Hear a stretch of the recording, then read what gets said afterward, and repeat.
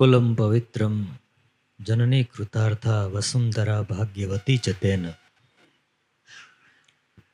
ઘનશ્યામ મહારાજ રાધાકૃષ્ણ દેવ લક્ષ્મીનારાયણ દેવના સાનિધ્યમાં અક્ષર નિવાસી ઘનશ્યામ ભીમાણી અને અક્ષર નિવાસી સોનબાની શ્રદ્ધાંજલિ સભામાં ઉપસ્થિત આ સંપ્રદાયના ઘરાણા જેવા સદગુરુ સંતો પૂજ્ય માધવપ્રિય સ્વામી, પૂજ્ય બાલકૃષ્ણ સ્વામી, પૂજ્ય હરિસ્વરૂપ સ્વામી, સૌ સંતો, વિદ્યાર્થીઓ અને ભક્તો, જય સ્વામિનારાયણ.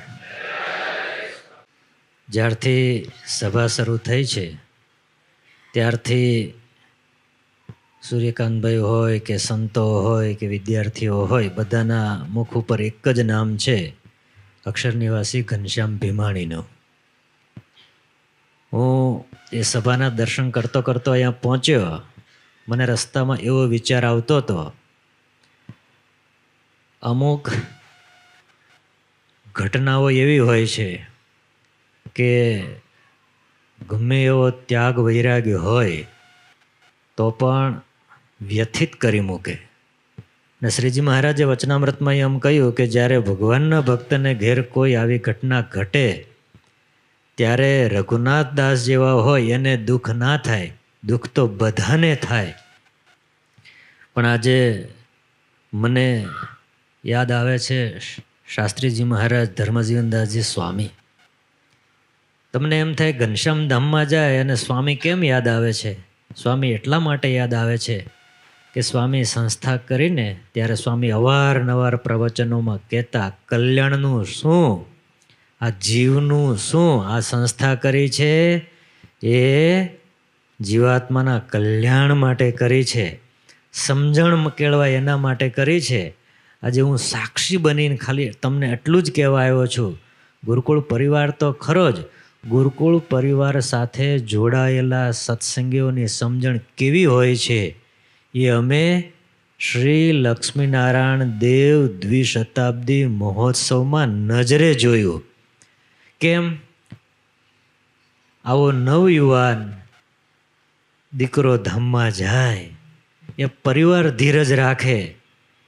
જે સંસ્થાનો હાથપગ થઈને કામ કરનારો યુવાન ધામમાં જાય, એ સંસ્થાના કાર્યકર્તાઓ ધીરજ રાખે. તમને આશ્ચર્ય થશે. ઉત્સવના કાર્યકર્તાઓને કોઈને ખબર પણ ના પડે, ખબર બધાને પડી, પણ આમ એમ કે આવું થયું એવો ઈશારો કોઈના મોઢા ઉપર ના દેખાણો. આટલી ધીરજ સાથે આ ગુરુકુળના વડીલ સદગુરુ સંતો અને એ પરિવારે ધીરજ રાખી છે ને, એને આપણે વંદન કરવાનું મન થાય. આ ધીરજ રહે નહીં રે. બીજાનું હોય ત્યારે ધીરજ રહે, પણ પોતાનો પરિવાર હોય, પોતાના હાથ પગ હોય ત્યારે ધીરજ નહીં રહેતી. હરિસ્વરૂપ સ્વામી કથામાં એક કહે છે કે એક જણાની બકરી મરી ગઈ, પછી મહારાજ પાસે આવ્યા એટલે એણે જ્ઞાનની વાત કરી. उसमें क्या है जो आता है वो जाता है, ગીતામાં લખ્યું છે, વાસાંશ જીર્ણાની બધી વાતો કરી. પેલો ધીરજ મળીને જતો રહ્યો અને 5-15 દિવસ પછી ફરીને ત્યાંથી નીકળ્યો ત્યારે મહાત્માજી રડતા હતા. ત્યારે પેલાએ પૂછ્યું, મહારાજ શું થયું? તો કે મેરી બકરી ગુજરી ગઈ. તો કે મહારાજ वो तो आता है वो जाता है, आप तो મને કહેતા હતા ને કે वो બકરી તેરી थी ये मेरी थी.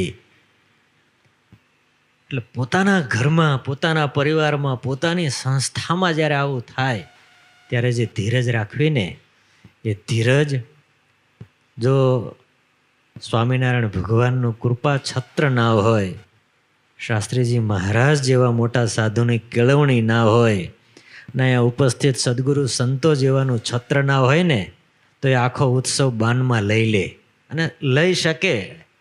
અને આપણે પણ એ સમજ સ્વીકારવું રહ્યું કે આવી ઘટના ઘટે ત્યારે સ્વામી ઓફિસમાં આવીએ કે તમે આટલા મોટા સમિયાણા નાખો છો, અહીંયા આમ કરવું જોઈએ, કેમ?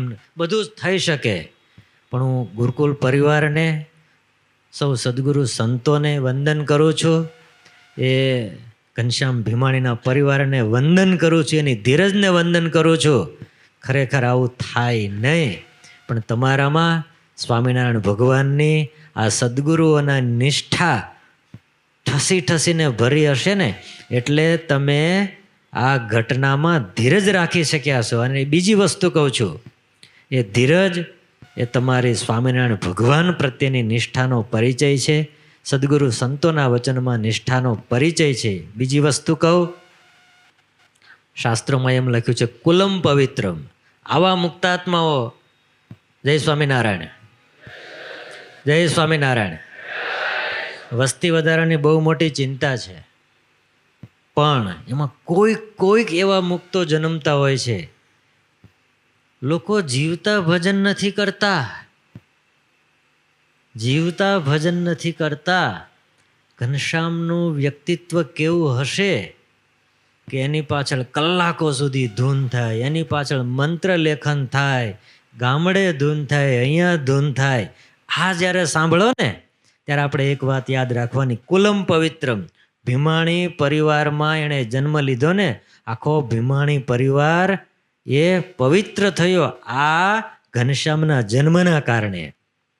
જનની કૃતાર્થા, એમની માતા કંચનબેન કૃતાર્થ, કે એ આજે ગૌરવ સાથે એમ કહેશે કે મારો દીકરો ધામમાં ગયો ને. ત્યારે વડતાલના ગાદીપતિ સ્વયં આચાર્ય મહારાજે દુઃખી હૃદયે સાંત્વના શ્રદ્ધાંજલિ પાઠવી હતી. ઘણાય ધામમાં જાય છે, તમે રેર કમ રેર કેસમાં એવું જોશો કે આચાર્ય મહારાજ સ્વયં શ્રદ્ધાંજલિમાં આ રીતે ઉપસ્થિત થયા હોય. આ સદગુરુ સંતોને દુઃખ થયું હોય રેર કમ રેર, તો એ મા તરીકે જેણે જન્મ આપ્યો છે એ પણ કૃતાર્થ છે એવું શાસ્ત્રકારો કહે છે. વસુંધરા ભાગ્ય, નિગંધરા કે વાંગધરા, નાગધરા, જુનાગઢ પાસે, ધારી પાસે એ ભૂમિ છે. એ પણ શાસ્ત્રનો મત એવો છે કે ભાગ્યવતી છે. આપણે આપણા માટે, આપણા પરિવારનો હતો એટલે કહીએ તો બધાને કોઈને અતિશયોક્તિ લાગે, પણ આ જ ઘટના, આ જ જીવન બહાર હોય તો હું વિશ્વાસ સાથે કહું છું કે લોકો એના ગામમાં જઈ અને એ ગામની માટી મસ્તકે ચડાવે ને તો એને આધ્યાત્મિક આનંદ મળે. એવું ઘનશ્યામનું જીવન હતું, એ આપણે સાક્ષી છીએ.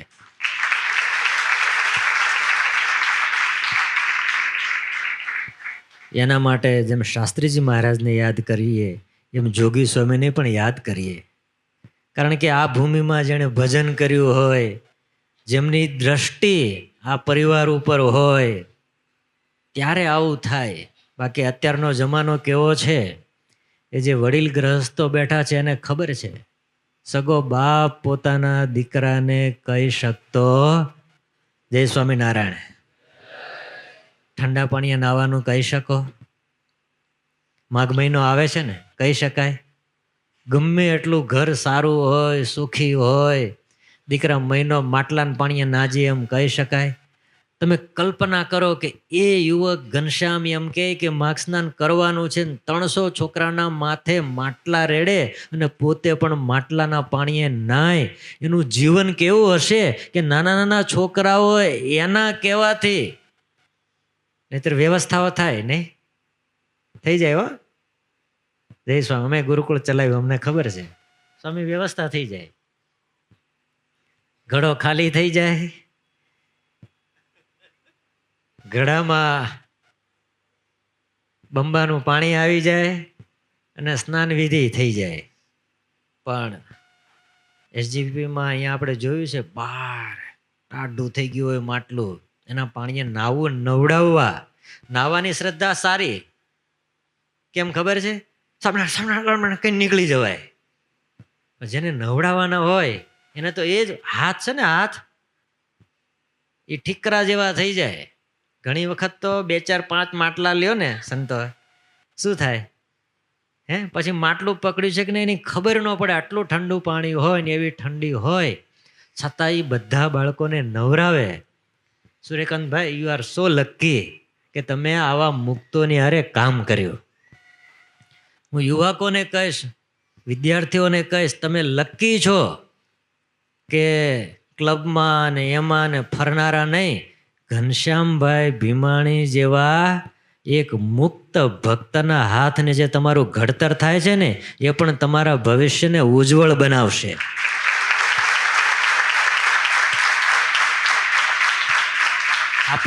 આપણે સત્સંગમાં જન્મ્યા છીએ, આપણે સત્સંગ જ રોજ જોયો છે, અહીંયા રોજ ધૂન થાય છે, રોજ અભિષેક થાય છે, એટલે બહુ ઘનશ્યામનો મહિમા આપણને ના હોય. પણ જરા ગુરુકુળ કેમ્પસની બહાર નીકળો, મોટા મોટા સુખી પરિવારોના દાંપત્ય જીવન જુઓ, એના પરિવાર સાથેના, માતા પિતા સાથેના, એના જ સંતાનોના વ્યવહાર જુઓ, એ વ્યવહાર સાંભળો અને ઘનશ્યામનું જીવન સાંભળો, ત્યારે સંપ્રદાયના એક સાધુ તરીકે ગૌરવ થાય. સ્વામિનારાયણ ભગવાન, ગુણાતીતાનંદ સ્વામી, શાસ્ત્રીજી મહારાજ કે આ બેઠા સદગુરુ સંતો છે ને, એ આજે પણ આ સત્સંગને સહજાનંદી બ્રહ્મ તેજથી જળહળતો રાખે છે. એ સંપ્રદાયનું અને આ ભારતીય સનાતન સંસ્કૃતિનું ગૌરવ છે. આજ હું બે શબ્દો કદાચ વિષયાંતર કરું. સ્વામી, મેં મારા શ્રી હારે બેઠા હતા. ઘણી વખત હું તમારા બધાની વચ્ચે જાહેરમાં એટલા માટે બોલું છું કે આ સંસ્થા છે અને હું મંદિરેથી આવું છું. એટલે ઘણીવાર જેને સંસ્થા અને મંદિર અથવા તો સંસ્થાનો ભાવ ખ્યાલ ના હોય ને, એવું કહેતા હોય છે તમે સંસ્થાવાળા ને અમે દેવવાળા.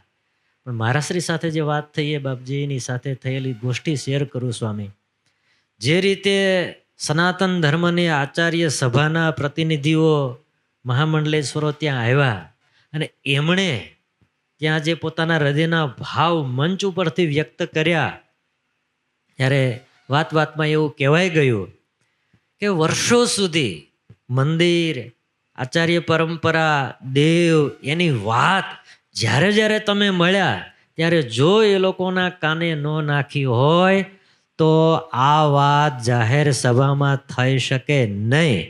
એટલે શાસ્ત્રી સ્વામી માધવપ્રિયદાસજી સ્વામી એ એસજીવીપીના અધ્યક્ષ છે એવું તમે સ્વીકારો છો, અમે સ્વીકારીએ છીએ. પરંતુ આજે લક્ષ્મીનારાયણ દેવ દ્વિશતાબ્દી મહોત્સવમાં જે રીતે મૂળ સંપ્રદાયનું, સનાતન પરંપરાનું, હિન્દુ પરંપરાનું ગૌરવ સ્વામિનારાયણ સંપ્રદાય સાથેનો સેતુ બનીને સ્વામીએ રચી આપ્યું છે ને, ત્યારે બાપજી અને સંતો વડીલો, વડતાલ સંસ્થા એવું માને છે કે સ્વામી એસજીવીપીના નહીં, સમગ્ર સ્વામિનારાયણ સંપ્રદાયના એક મહાન મૂર્ધન્ય સદગુરુ સંત છે.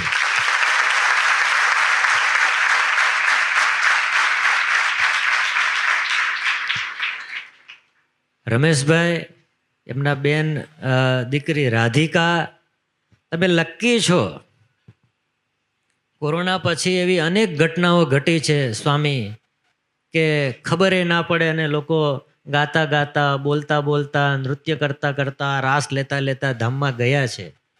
મહારાજ વચનામૃતમાં એમ કહે છે કે અમારો જે આશ્રિત છે એનો દેહ ગમે તે રીતે પડે, વાઘ ખાઈ જાય, ભેખડ પડે, કૂવામાં પડે, ગમે તે રીતે એનું મૃત્યુ થાય, પણ જે ભગવાન મહારાજ વચનામૃતમાં એમ કહે છે અમારો આશ્રિત છે એ અમારા ધામને પામે.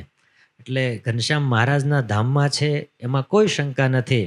પરંતુ જે ગુરુકુળ પરિવારની યુવા પેઢી છે, સત્સંગની યુવા પેઢી છે, એના માટે હું આટલું કહીશ કે આજની શ્રદ્ધાંજલિ સભામાં જે ઘનશ્યામની વાત થઈ છે એ આવતી પેઢીની માટે પ્રેરણારૂપ વાતો છે. તમે જોઈ છે, તમે એમાંથી કંઈક શીખી શકશો.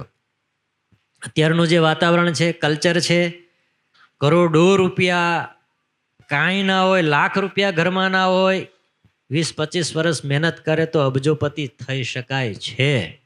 પરંતુ જો સ્વામિનારાયણ ભગવાનનું શરણું ના હોય, આવા સદગુરુ સંતોનું રક્ષા કવચ, આશીર્વાદનું કવચ ના હોય તો કરોડો રૂપિયા કમાનારા માતા પિતા પણ ઘેરે રાત્રે પોતાના વ્યક્તિગત બેડરૂમમાં ઓશિકા વચ્ચે માથું મૂકીને રડતા હોય.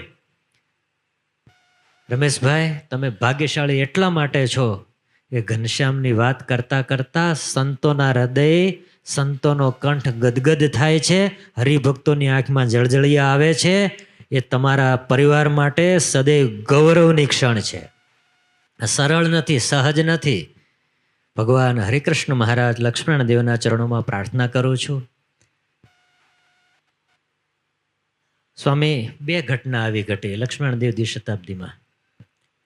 એક અમારો બહુ નજીકનો પરિવાર, ભરૂચના વિપુલભાઈ કનુભાઈ પટેલ, આમ મૂળ અમદાવાદ નજીક નવા ગામના. એમનો એક દીકરો કેનેડા અને એક દીકરો અમેરિકા. એ વિઝા લઈને મને પગે લાગવા આવ્યા કે જાઉં છું. મેં કીધું કેટલું રહેવાના? તો કે હવે ત્યાં રહીશ, છોકરાઓને મદદ થાય ને. મેં કીધું 6 મહિના વડતાલ ના રહેવાય? મને કે કેમ? મેં કીધું એ road contractor, government approval road contractor હતા. મને કે રહેવાય, પણ છોકરાને કહી દીધું છે તો. મેં કીધું હું છોકરાને વાત કરું. એ છોકરા સ્વામી આમ બોલતા ચાલતા શીખે ને ત્યારથી અમારી હારે જોડાયેલા. મેં એના છોકરાને વાત કરી. મેં કીધું તારા પપ્પાને વિઝા મળી ગયા છે, એ આવે છે, પણ મારે એની સેવાની જરૂર છે. સ્વામી કંઈ બોલ્યો નહીં. એણે મેસેજ કર્યો કે 15 દિવસ આવીએ કે મારા બાપુજી. મેં પપ્પાને બોલ્યા, મેં તમે 15 દિવસ જઈ આવો. 10-15 દિવસ ગયા, પાછા આવ્યા, બિસ્તરા પોટલા લઈ અને વડતાલ રહેવા આવતા રહ્યા. ઉતારા બન્યા. આપ જે મકાનમાં ઉતારો હતો એ અમુક બધું જે બાંધકામનું હતું, ઘણું બધું કામ, ઉત્સવનું લેવલિંગ કરવાનું શરૂઆત, કોન્ટ્રાક્ટર, એનો સબ્જેક્ટ, એના મશીનો, બધું જ એણે એરેન્જ કર્યું. સ્વામી, એક દિવસ રાત્રે 11:30 હું રાજકોટ સભામાં ગયો હતો. તે લાઈવ સભા જોઈ, બધા જે સભા જોતા હતા એણે ફ્રૂટ સલાડ પીધું. ઉતારે ગયા. ઉતારે જતા જતા પાછું જે કામ ચાલતું હશે ત્યાં બધે આંટો માર્યો. 12:30 ઉતારે ગયા. અને રાત્રે એણે જે આપણો ઉતારા સંભાળે એને મેસેજ કર્યો, મને દુખાવો થાય છે, આઈને ભાઈ. એ ગયા, દવાખાને લઈ ગયા. એણે ઇન્જેક્શન આપ્યું, પછી બધું ચેક કર્યું. તો કે ઓકે. તો કે ના, તમારે અહીંયા રહેવું પડે. તો કે મને જે તકલીફ થાય તો હું કંઈ ના, તમે મને બોલાયો તો? તો કે ના, હું આવીશ કે તકલીફ થશે તો. અત્યારે હું ફ્રેશ થઈને મંદિરે ઉતારે જાઉં છું. ઉતારે ગયા. સ્વામી 12 વાગે હોતા હોય, 2 વાગે સુતા હોય, રોજ મંગળામાં આવે. એ દિવસે મંગળામાં ન આવ્યા. એટલે પેલા લોકોને એમ કે રાત્રે બીમાર થયા હતા એટલે આરામ કરતા હશે. શણગારમાં ન આવ્યા. એટલે ઉતારાવાળાએ તપાસ કરી તો અંદરથી બંધ હતું. એટલે પાછા જતા રહ્યા. 8 વાગ્યા તો એનો આવ્યા ને એટલે એને એમ થયું શું થયું, જોઉં તો ખખડાવું તો ખરો. ખખડાયું, કોઈ બોલ્યું નહીં. બારીમાંથી જોયું તો બાથરૂમમાં સૂતા હતા અને એવું લાગ્યું કે દેહ પડી ગયો છે. સ્વામી એ અંદર ગયા, 2 છોકરાને બોલાવ્યા, એ શરીરે રાખ્યું. એ હવે આપણને કલ્પના ન થાય. મને જ્યારે આ વિપુલભાઈની ઘટના અને ઘનશ્યામની ઘટના મેં જાણીને ત્યારે મને એમ થયું બધાય મહેનત તો આના માટે જ કરે છે કે માખણમાંથી મુવાળો નીકળે છે ને, આવે અંત સમોસું ભક્તજનને સંતો સમીપે રહે, ગાય વાર્તા કીર્તન થતું હોય, વડતાલ જેવું ધામ હોય. આવું બહુ બધું આપણે કથામાં કહીએ છીએ, પ્રાર્થનામાં કહીએ છીએ. અમે પણ એના માટે જ મહેનત કરીએ છીએ. હું વિપુલભાઈ માટે અને ઘનશ્યામ માટે હરિકૃષ્ણ મહારાજ આગળ ઉભા રહીને એટલું બોલ્યો હતો કે આવો વારો અમારો ક્યારે આવશે. બધાને મનમાં થાય કે આ રીતે દેહ પડે. એવી રીતે મહારાજે 2 પુષ્પ, એક ગુરુકુળ પરિવારમાંથી અને એક આ સેવક વિપુલભાઈ એને લીધા.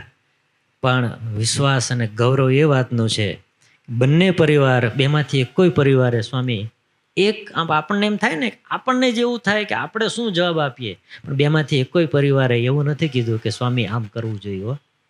આ જે તમારી નિષ્ઠા છે ને એને પુનઃ સમગ્ર વડતાલ સંસ્થા વતી હું વંદન કરું છું અને મહારાજને પ્રાર્થના કરું છું કે તમારા આ બગીચામાંથી જ્યારે પુષ્પો લેવાના, તમે સ્વતંત્ર છો, કોઈનું માનો એવા છો નહીં. હરિચંદ્ર સાગરમાં લખ્યું છે કે યુપી વાળા કોઈનું માને નહીં. તમે કોઈનું માનશો નહીં, પણ અમારી આ પ્રાર્થના છે કે તમને એમ થાય કે આ ફૂલને લઈ લેવું છે તો અમે એના માટે જ તમારા શરણે આવ્યા છીએ, એવી ભાવના રાખું છું. જય સ્વામિનારાયણ.